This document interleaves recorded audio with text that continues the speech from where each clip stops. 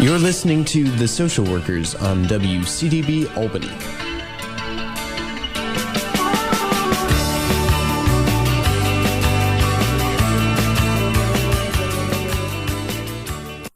And welcome to The Social Workers live radio talk show on WCDB FM Albany.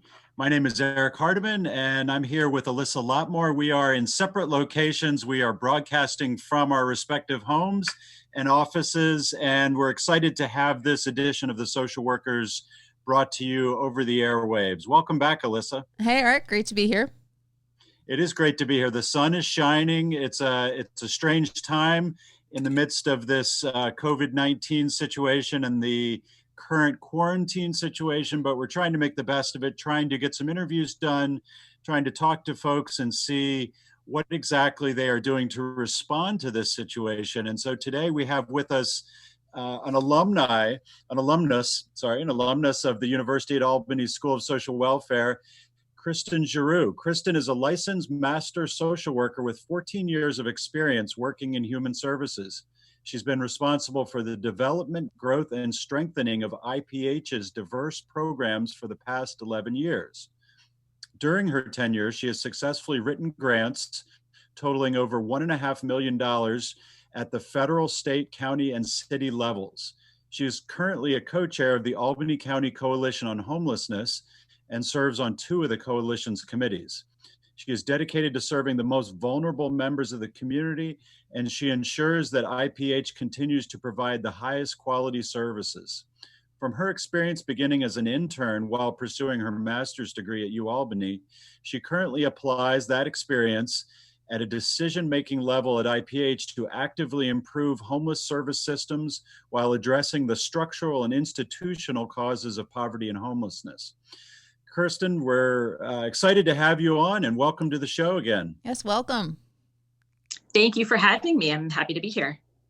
So I guess, could you start off, giving our listeners and us a little background on IPH itself and the services that you offer there? So IPH, formerly Interfaith Partnership for the Homeless, has been around for over 30 years. And most of our programming is in and around the city of Albany, although we've expanded over the last few years into a couple other counties. We primarily serve the homeless and low-income communities with a variety of homeless shelters. So we have some traditional homeless shelters in Albany County. We have a medical respite shelter. We have 2 seasonal homeless shelters, one in Albany and one in Amsterdam, New York. We have a community center, which is our Community Connections program, where we offer showers, lockers, mailboxes, laundry, clothing, just a lot of essentials that many of us take for granted, and really allow the people in our communities to have their immediate needs met, stretch their budgets a little bit. We have over 30 permanent supportive housing units and vouchers that we offer to individuals and families who are chronically homeless and living with a disability. We have the Albany Ambassadors Employment Program, which is an opportunity for homeless or recently homeless adults to obtain some employment experience through hospitality services in the community. And we also have our Healthy Connections program, which is staffed by a full-time registered nurse and is an opportunity for individuals who are homeless or who are just in need of some connections with the healthcare services. She's able to do some kind of minor first aid, connect people with primary care, and really support individuals with kind of, addressing their health needs. Many people that we serve have been disconnected from the healthcare system or just have not made or been able to make their health a priority. So she's there to really help people re-engage in their health and connect with services in the community so that they're not relying on the emergency department or emergency, services to have their needs met.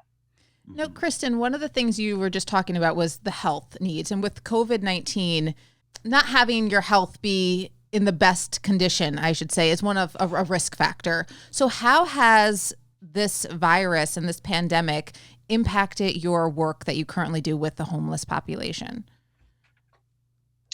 Wow. Well, it has sure turned things upside down for us, and really has highlighted for us many things, but one being the need to really make sure that the people we're serving are supported, that they're cared for, that they have accurate information, that we are providing the safest and most hygienic and supportive environments for them, which we were already doing, but it really made us stop and think about some of our policies and practices, and just, has forced us, fortunately, to, look at how we're providing services. Most of our shelters are congregate settings.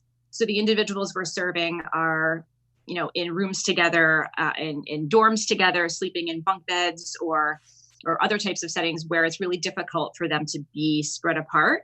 So we've had to get creative in how we are approaching supporting them through this pandemic, but really just, understanding that while this is scary for all of us, for me, who has a home to come home to and a bed to sleep in, we can't imagine how terrifying it must be for someone who, is in a room with other people or just doesn't have that certainty. So we've just tried to be really sensitive to that and flexible to make sure that we're supporting their needs and just being really patient through this time. Yeah, it's interesting. I noticed there was an article in the New York Times yesterday, and there's been a lot of attention down in the city, in New York City, about the sort of fact that the individual homeless population, so in other words, the population of homeless persons who are single, unattached individuals, is what they're seeing in New York as one of the most vulnerable and one of the places where they're seeing the most number of positive cases of COVID-19. And I'm wondering if you could talk a little bit about testing and sort of some of the the potential impacts of the incidence of the illness in this population in Albany. Sure. Knock on wood, I think that as a community of homeless service providers with the people that we're serving, we've been fortunate. I have not heard of many cases of of homeless individuals contracting the virus. Again, I'm knock on wood.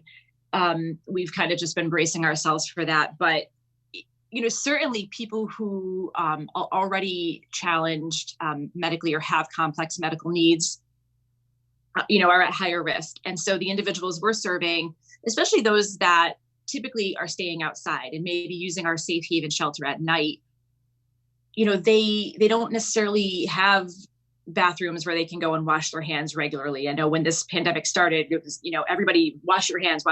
Well, if you're living outside or if you're in a shelter at night, but not during the day, then, where can you go to maintain good hygiene?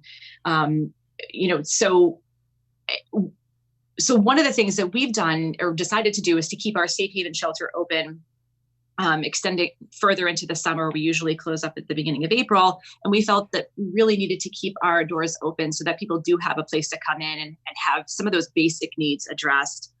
When it comes to testing, it's tough.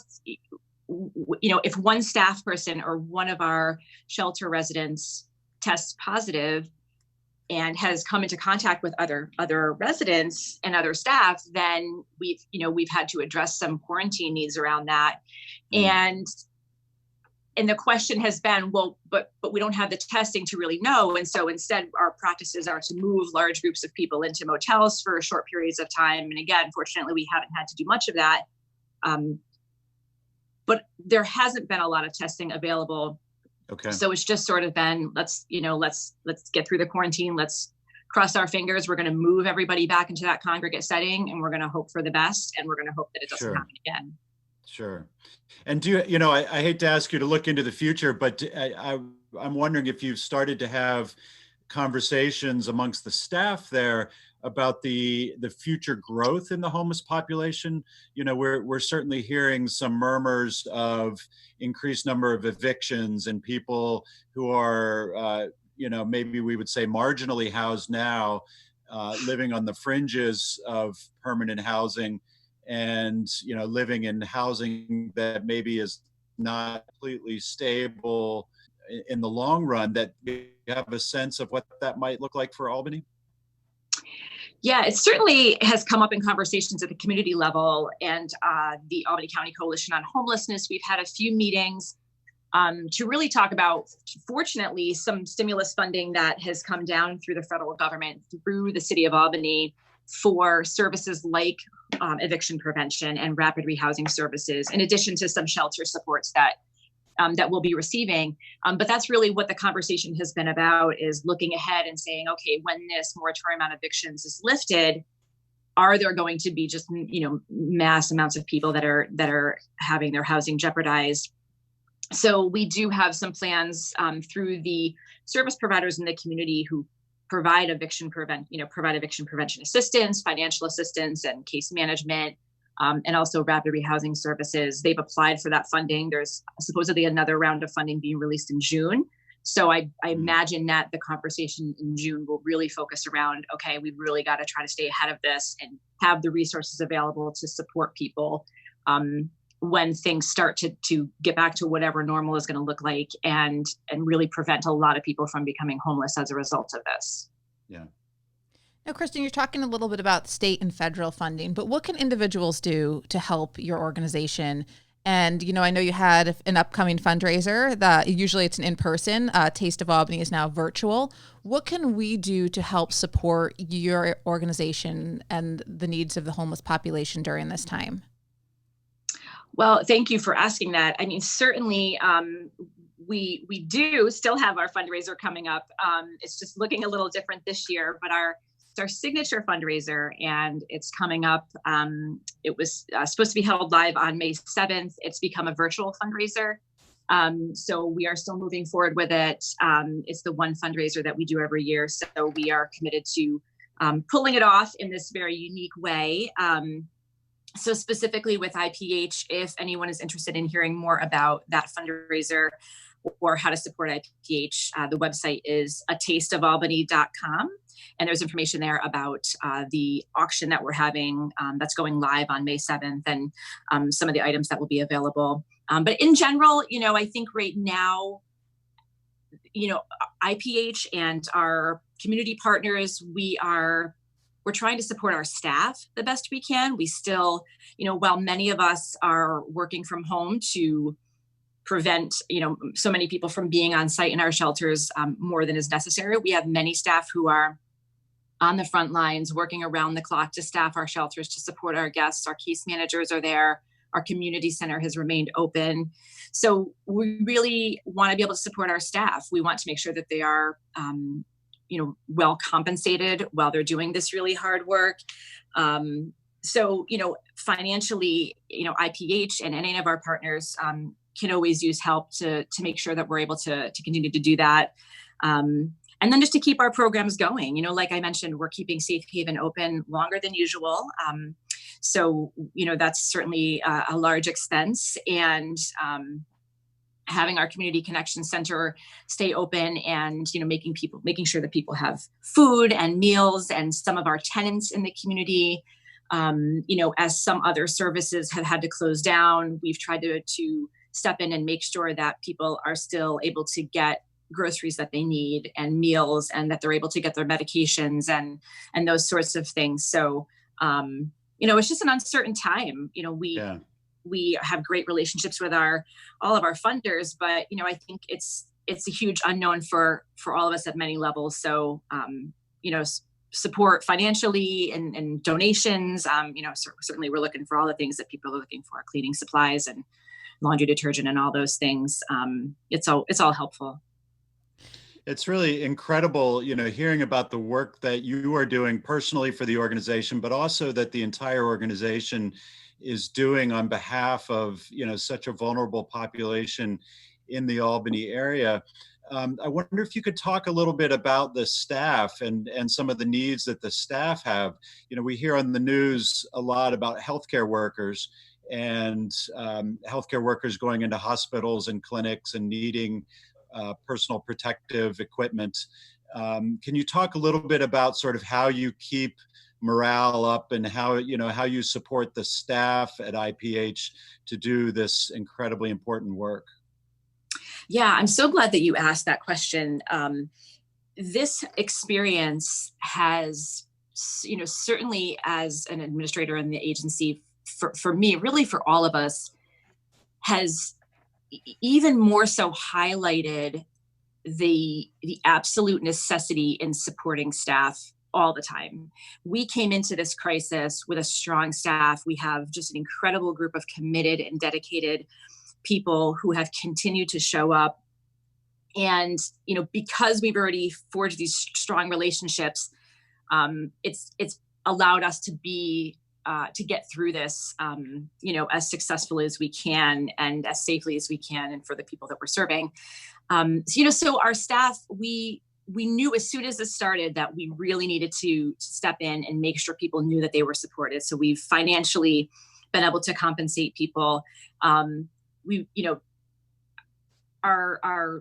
as far as morale goes, we're sending out as much information as we can, keeping people up to date on policy changes, on information, making sure that things are transparent, that people feel, that they have the information, that if they do have needs, that they have a way to express those needs. And we've, really made sure that we have masks and gloves and good policies, and that people, again, have input into those practices where their safety is concerned.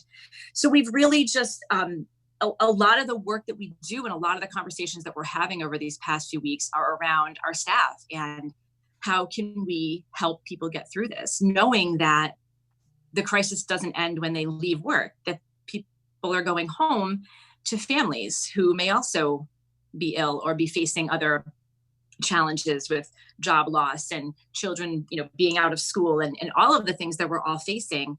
So we've been really sensitive to those needs. And, amazingly, I feel like, the better we can support people through this, the stronger we will be on the other side of it. And the better we'll be able to continue to support the people in the community who are relying on us the most. So it's, as tough as it's been and as challenging as it's been, it has allowed us at some weird level to slow down and look at the group of people who are staffing our shelters every day, and really just with awe and admiration for all the work that they do. I mean, they're showing up, and they're in small settings too, with groups of people. So we know that they're putting themselves at risk, coming in and doing this hard work. And we are just so grateful and appreciative, and always trying to think of new ways to say thank you.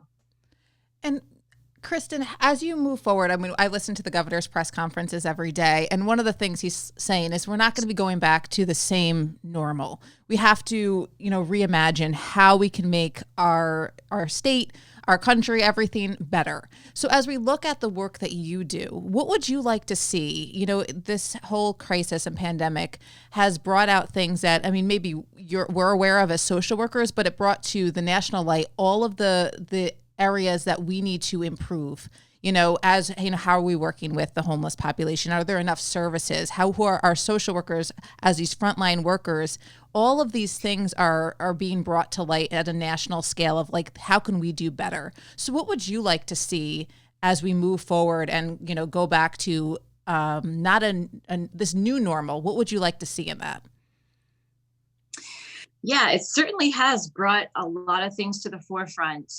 Things that, like you mentioned, we were already aware of within our own agencies and community conversations. But, I keep hearing, people say, and I know I've said, we're all in this together. And then the counter to that is, well, we're not. I mean, there are real inequities with how people have access to services, and, those who, are experiencing poverty, how this is impacting them differently. And so I don't know that there's anything drastically different that I'd like to see happen, other than let's just really continue this conversation that we've already started. Why are people homeless? What are the like the institutional and structural practices that are leading to homelessness, and let's do the work there. We can build programs and we can provide the services, but why do we have to? Let's get at preventing this from happening in the first place. And certainly this has brought up a big conversation around healthcare and access to healthcare. And our communities have already been shifting our focus to health and how the intersection between housing and healthcare. So let's continue that conversation. And it's really highlighted those areas for me. Let's continue the conversation at a much larger level than we have been. Well, I just want to say on behalf of certainly of the university, as an alumnus, you're showing incredible leadership, Kristen, and just very, very inspiring story about how you're helping the community here in Albany. And certainly, a big thanks to all the work that IPH is doing on behalf of the homeless population and on behalf of the entire community here in Albany. If you just tuned in, we've been listening to an interview talking with Kristen Giroux, who works at IPH in Albany and is currently co-chair of the Albany County Coalition on Homelessness. Kristen, we hope you'll come back in a few months to the Social Workers Radio Talk Show and tell us, kind of have the next chapter in this and sort of talk about, where we are post-pandemic, hopefully, and kind of what the next phase of the learning process is. I look forward to that day. And thank you so much again. I want to just reiterate what Eric said. Thank you for coming on and sharing this information, because one of the things about our show is we see the public as the client, and we like to have social workers have an opportunity to get their message out about their organization, about the work that they're doing. But social work is such a broad profession. And even though I'm a social worker, Eric's a social worker, you're a social worker, we all kind of work in different fields. And you coming on and sharing your expertise and helping me gain knowledge about the work that you're doing and sharing that with the public as well is really helpful to get people connected with resources to help us become more aware and to build the strength of our profession. So thank you so much. Thank you. I'm so appreciative that you had me on today. And it is really important to get this message out. So I appreciate the opportunity. You're listening to The Social Workers on WCDB Albany.